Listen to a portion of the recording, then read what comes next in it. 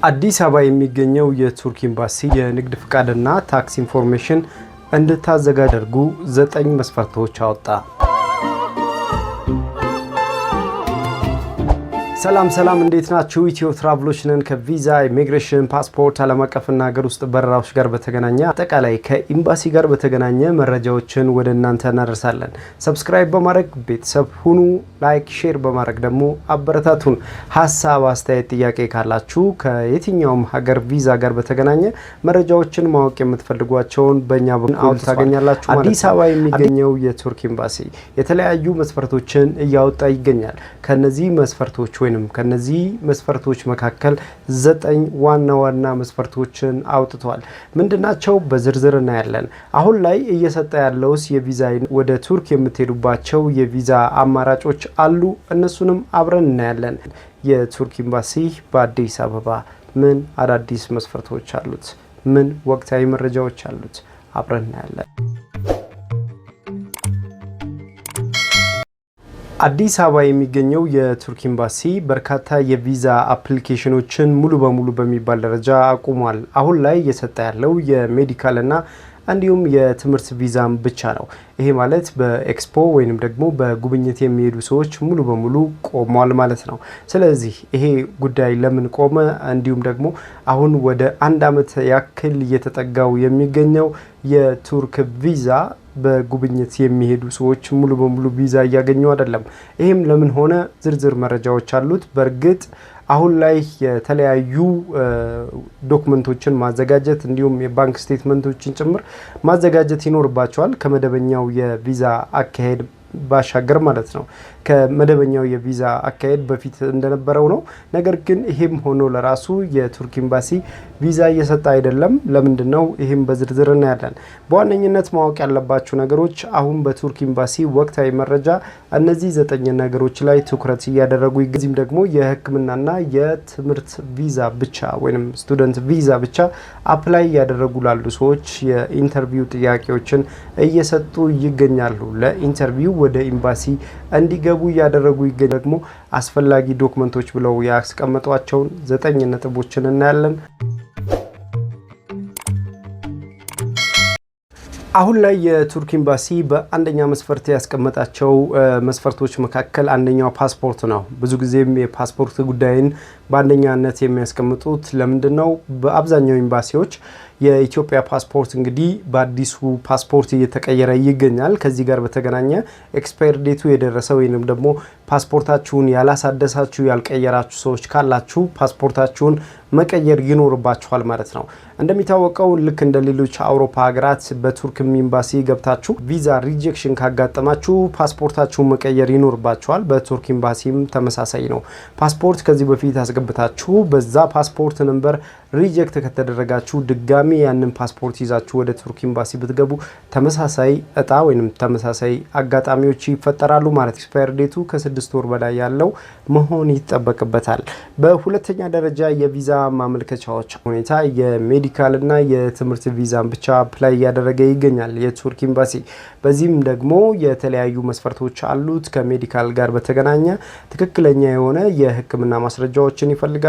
ከትምህርት ጋር ደግሞ በተገናኘ የ12ኛ ክፍልና የፈርስት ዲግሪ ወይም የዩኒቨርሲቲ ዶክመንቶችን ይፈልጋሉ ማለት ነው። ከዚህ ጋር በተገናኘ የተለያዩ አገልግሎቶችን የምትፈልጉ ከሆነ በአካል ስናፕ ፕላዛ ቦሌ ስናፕ ፕላዛ በመሄድ የቱርክ ኤምባሲ ኦፊስ ማነጋገር ትችላላችሁ። በሶስተኛ ደረጃ ፎቶግራፍን ይመለከታል። ይሄ በፊትም ከነበሩት ዶክመንቶች ያልተሻሻለው ወይንም ደግሞ እንደዛው የነበረ ሲሆን 5:6 የሆነ ጉርድ ፎቶግራፍ ያስፈልጋቸዋል ማለት ነው። ፊታችሁ ሙሉ በሙሉ የሚታይ ከኋላ ባክግራውንዱ ደግሞ አረንጓዴ ወይንም ደግሞ ግሪን መሆን አለበት ማለት ነው። አሁን ባለው ሁኔታ የቱርክ ኤምባሲ በአራተኛ ደረጃ ያስቀመጠው የባንክ ስቴትመንት ነው። በትምህርትና በሕክምና ለሚሄዱ ሰዎች የባንክ ስቴትመንታቸው ቢያንስ ከ3 ሚሊዮን ብር በላይ መሆን ይጠበቅበታል። በእርግጥ በስፖንሰር ማሰራት ይችላሉ። የባንክ ስቴትመንታቸውን ኢትዮጵያ ውስጥ ያለ ወይም የሚያውቁት ድርጅት ለነሱ ስፖንሰር ማድረግ ይችላል። የስፖንሰር ውል ወረቀት ነው። ስፖንሰር የሚያደርጋቸውም አካል በህጋዊ በመንግስት የተረጋገጠ የውል ማስረጃ ካመጣ የባንክ ስቴትመንቱ ተቀባይነት ይኖረዋል ማለት ነው። ከዚህ ውጪ ግን የባንክ ስቴትመንቱን በተመለከተ በራሳቸው ማሰራት ይጠበቅባቸዋል ማለት ነው። በፊት ከነበረው 1 ሚሊዮን ብር አሁን ላይ ወደ 3 ሚሊዮን ብር ከፍ ተደርጓል ማለት ነው። ስለዚህ የሕክምና ማስረጃዎቻቸውንና እንዲሁም የትምህርት ማስረጃዎቻቸውን በእነዚህ የቪዛ አይነቶች አፕላይ ለማድረግ የባንክ ስቴትመንታቸው ከ3 ሚሊዮን ብር በላይ መሆን ይጠበቅበታል። በአምስተኛ ደረጃ የስራ ማረጋገጫ ወይንም ደግሞ ለነሱ ስፖንሰር የሚያደርጋቸው የስራ ማስያዣ ወይንም የስራ ውል ያስፈልጋል። በምን አይነት ተቋም ነው የምትሰሩት? በግል ወይም በመንግስት ነው የምትሰሩት? ለዚህም ደግሞ ሰፖርት የሚያደርጋችሁ ደብዳቤዎችን ማቅረብ ይጠበቅባቸዋል። ሰፖርቲንግ ሌተር ያስፈልጋል ማለት ነው። ደሞዛችሁን ምን ያህል ጊዜ እንደሰራችሁና በምን የስራ ዘርፍ ላይ እንዳላችሁ ማሳየት ይኖርባቸዋል። በግል የምትሰሩ ደግሞ ከሆነ ንግድ ፍቃዳችሁን ማምጣት ይጠበቅባቸዋል ማለት ነው። ይሄ በሕክምናው የቪዛ አፕሊኬሽን ማመልከት ለምትፈልጉ። በትምህርት ደግሞ ከሆነ ስፖንሰር የሚያደርጋችሁ አካል ካለ እሱም ይህንን ዶክመንቶችን ማሟላት ይጠበቅበታል ማለት ነው። በስድስተኛ ደረጃ የበረራ ትኬት ደርሶ መልስ መቁረጣችሁን የሚያረጋግጥ መሆን አለበት። እነዚህን ደግሞ ቡክ ያረጋችሁበት ሆቴል ሊሆን ይችላል። እሱን ማቅረብ ይጠበቅባቸዋል። ትምህርት ጋር በተገናኘ የዩኒቨርሲቲ ወይም የኮሌጁን የከፈላችሁበትን ደረሰኞችን ወይም ደግሞ ኢንቪቴሽን የተላከላችሁን እሱን ማቅረብ ይጠበቅባቸዋል ማለት ነው። አሁን ባለው ሁኔታ እነዚህን ዶክመንቶችን በስድስተኛ ደረጃ ላይ አስቀምጧቸዋል። የሆቴል ቡኪንግ በሰባተኛ ደረጃ በቱርክ በምትቆዩባቸው ሆቴሎች ሪዘርቬሽን ያደረጋችሁበትን እሱን ማቅረብ ይጠበቅባቸዋል ማለት ነው። በስምንተኛ ደረጃ የሜዲካል ማረጋገጫ ነው። ይሄ በቱርክ ኤምባሲ ፍቃድ ባገኙባቸው የሜዲካል ማረጋገጫና የሜዲካል ኢንሹራንስ መስጠት ይኖርባቸዋል ማለት ነው። ለሕክምና የምትሄዱ ቢያንስ ለሜዲካል ማረጋገጫዎች እስከ 30,000 ዩሮ ድረስ ልትጠየቁ ትችላላችሁ ማለት ነው። ዘጠነኛ ደረጃ ዶክመንት ያስፈልጋቸዋል። ይህ ዶክመንት ምንድን ነው? በዋነኝነት ከሚያስፈልጋችሁ ዶክመንቶች መካከል መታወቂያ፣ የልደት ሰርተፍኬት ያስፈልጋቸዋል። አውተንቲኬት የተደረገ የልደት ሰርተፍኬት መያዝ ይጠበቅባቸዋል። ይሄ በሁለቱም በኩል ያስፈልጋል። በሜዲካልም ሆነ ወይንም ደግሞ በትምህርት የቪዛ አፕሊኬሽን ለምትሄዱ ሰዎች እነዚህን ዶክመንቶች ማሟላት ይጠበቅባቸዋል ማለት ነው። የትምህርትና የሜዲካል የቪዛ አገልግሎቶች እየተሰጡ ስላለ በዚህም ደግሞ አገልግሎቱን ለማግኘት እነዚህን ዶክመንቶች ማሟላት ይጠበቅባቸው። የቪዛ አገልግሎት ክፍያዎች አሉ። ይሄ ማለት ወደ ኤምባሲው ለኢንተርቪው ስትገቡ የኮቴ የምትከፍሉት ይሆናል ማለት ነው። አሁን ባለው ሁኔታ እስከ 25,000 ብር ድረስ ልትከፍሉ ትችላላችሁ።